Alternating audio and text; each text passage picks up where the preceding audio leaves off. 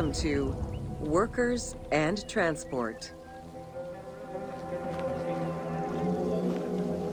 Whether workers were employed for the pyramid construction or at the quarries, the government supplied food and housing.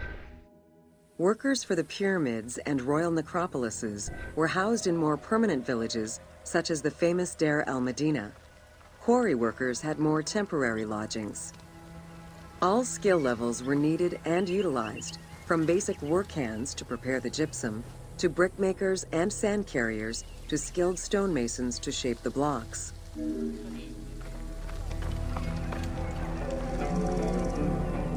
Skilled architects and engineers were employed year-round, while support labor were often farmers who worked on the quarries or construction during the Nile's flood season. The basic laborers were hardworking and versatile. Many may have been farmers who joined the construction during the off-season. Hieroglyphs found in the work villages listed assigned job titles.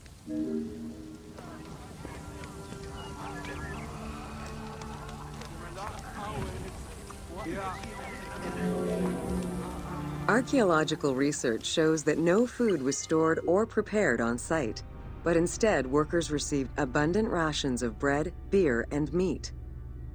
These rations were taken care of by an administration outside the village. Medical treatment was also available for those who were injured.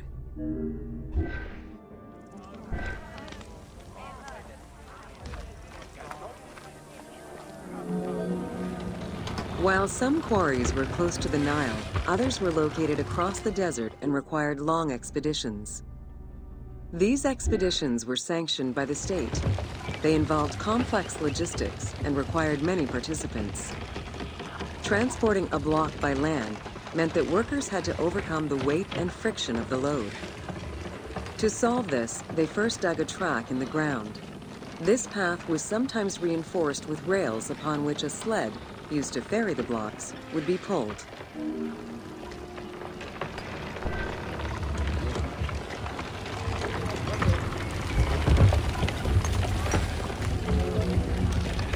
Whenever possible, blocks were toppled from a higher elevation onto the sled. Workers then poured water onto the clay at the front of the sled, creating a slick surface to more easily move the load. It wasn't until the New Kingdom that animals were used to tow the burden.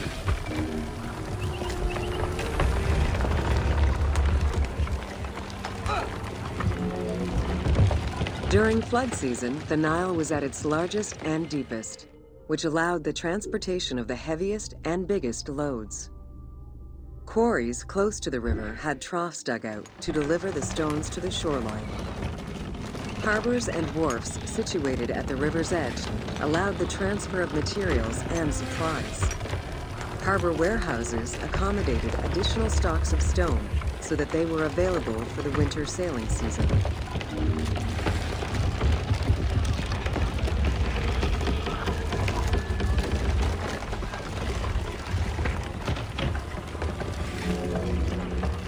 The Wadi al-Jarf papyri detail a limestone load intended for the Khufu pyramid that weighed in at 70 to 80 tons, or 30 blocks. One papyrus is a fragment from a foreman's notes, taken while working on the Great Pyramid.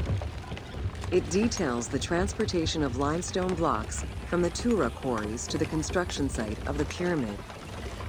The other papyri are shipping logs containing archives of the sailors assigned to sail the Red Sea and the Nile.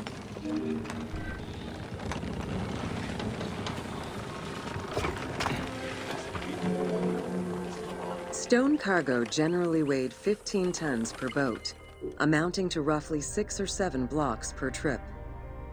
For heavier loads such as obelisks, monolithic pillars, or gigantic statues, larger boats were used.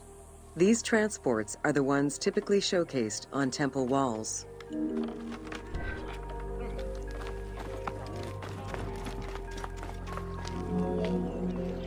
River transportation was the most efficient way to ferry stone blocks between the quarry and the construction site.